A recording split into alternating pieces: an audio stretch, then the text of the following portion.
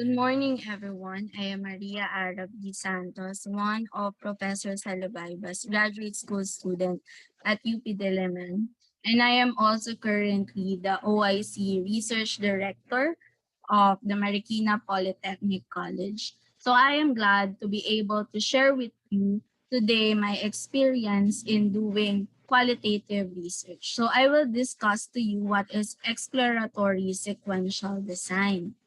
So my topic would include the definition and design procedures, its variants, and the strengths and challenges in doing exploratory sequential design research. Basically, exploratory sequential design is the reverse of the explanatory sequential design that was discussed a while ago. So this is useful if we want to develop and test an unavailable instrument and we want to identify unknown variables that is important in the phenomena that we are researching, or to test the aspects of the emergent theory or classification, or we want to explore a phenomena in depth and measure the prevalence of its dimension. So in doing exploratory sequential design, we start with the collection and analysis of qualitative data, which builds to the development phase of translating the qualitative findings into either instrument, intervention, or tool that is tested quantitatively, leading to the interpretation of qualitative and quantitative results. So what is good about the exploratory sequential design is that the developed instrument, variable, intervention, or tool is grounded on the views and culture of the participants, which makes it more meaningful for them because this is based on their natural setting and based on their experiences. So in doing an exploratory sequential design, this includes four major steps. So first, it will start with the qualitative design, wherein you need to identify your sample, usually by purposive sampling, and then you collect open-ended data either through interviews, FGDs, or observation. Now, your qualitative data will be analyzed either using thematic analysis, wherein it will allow you to answer your research questions and to be able to identify your needed information for the next phase, which is the development phase. So in this stage, you need to connect your qualitative result in order to build a new quantitative feature. So you will either develop in an instrument, intervention, digital tool, or application, or new variable or conceptual framework. So the third step is that the quantitative step, you will test the qualitative result and be able to examine the salient variables based on your newly developed instrument or intervention to a larger sample of participants. So you can analyze your data using descriptive statistics, inferential statistics, or effect size to answer the quantitative or mixed method research question. Now, finally, you can be able to interpret your data in what ways or to what extent the quantitative result generalize or extend the initial qualitative findings. So this one, I have an example, the study of Berman 2015, which is entitled An Exploratory Sequential Mixed Method Approach to Understanding Researchers' Data Management Practices at UVM, Integrated Findings to Develop Research Data Services. So her research objective is that she wants to explore and understand the data management practices and behavior and preferences of the faculty at their university. So we can see in her study that she had 4 research questions. And she identified whether the question is a mixed method research questions or a quantitative research question. Now, let's see her research design. So since she is using exploratory sequential design, her first phase would include qualitative data collection. And we can see that she used here document analysis. And then she also conducted semi-structured interviews with 6 respondents. She used Hyper Research as the data analysis software for coding and doing her thematic analysis. Now, with her thematic analysis, she was able to come up with 6 themes.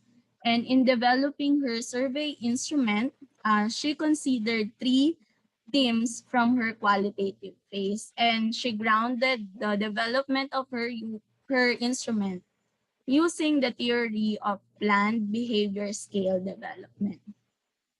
Now she was able to administer her developed survey instrument to 319 faculty respondents and use a quantitative data analysis to come up with the descriptive and inferential statistics.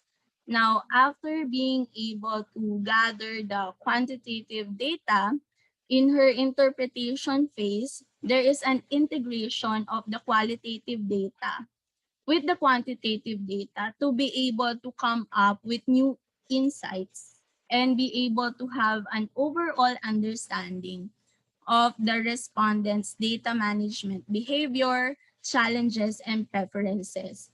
And this serves as her basis in developing a research data services which she will conduct for future research. Okay, so basically, this example shows you how to be able to conduct a research method using exploratory sequential design. So aside from developing an instrument, we can also use exploratory sequential design in coming up with new variables. So you can identify new variables or conceptual or theoretical framework as you examine a certain phenomena. So for example, you want to identify the new predictors when it comes to family literacy on distance learning practices. Once you have conducted your qualitative analysis, you can come up with what are the new variables for this phenomena. Then aside from being able to come up with new variable, you can also develop an intervention activity. So once you have collected a qualitative data, it will help you to develop this intervention activity or experiment. For example, you will conduct a qualitative study to determine the effects of pandemic to the mental health of your students. And the generated themes from your qualitative study, you can use that to be able to design your mental health intervention activity. And last one is the development of digital tool or application. So you will begin by having a qualitative exploration to be able to understand what your market needs or your client needs and to come up with questions and measure to be able to use that in designing, for example, an educational mobile game. And later on, you will test your prototype in practice with a survey instrument. So those are just some examples when it comes to the variants of a exploratory sequential design. So what are the strengths of an exploratory sequential design? So generally, it shares several advantages with explanatory design. So specifically, since this includes one data per phase, So the design is straightforward to describe, to implement, and to report the data. And then, despite of its qualitative aspect in developing a new instrument or new intervention, the inclusion of the quantitative phase makes this design more acceptable to a qualitative bias audience. Okay? And then, of course, the design is easily applied to a multi-phase research studies like what we have seen a while ago.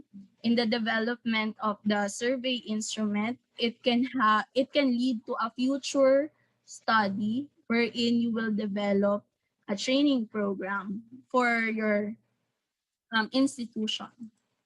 And then lastly, you can produce a new instrument as one of the potential products of your research process. Now, there are also challenges in using exploratory research design. So first is that it requires a considerable amount of time to implement. Especially, it needs a time for you to be able to develop based on the qualitative data that you have gathered. So you need to think of the new quantitative feature that you can use.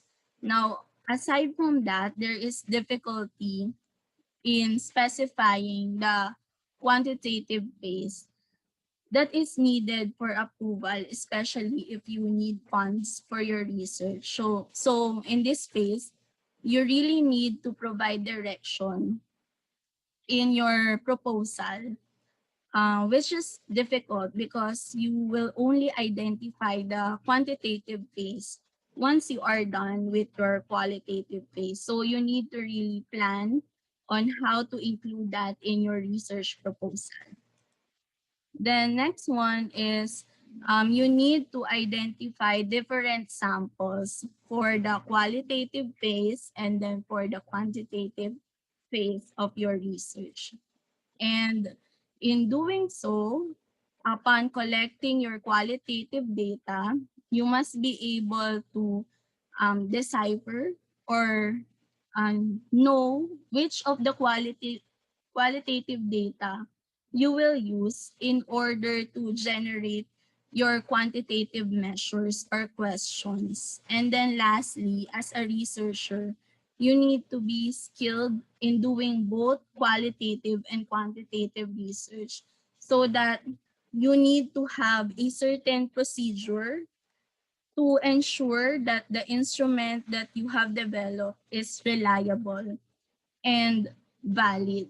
Okay? So generally in conducting research or exploratory research, you need to really plan well your design method so that you can plan your time as well as the budget that you will consume in your research project.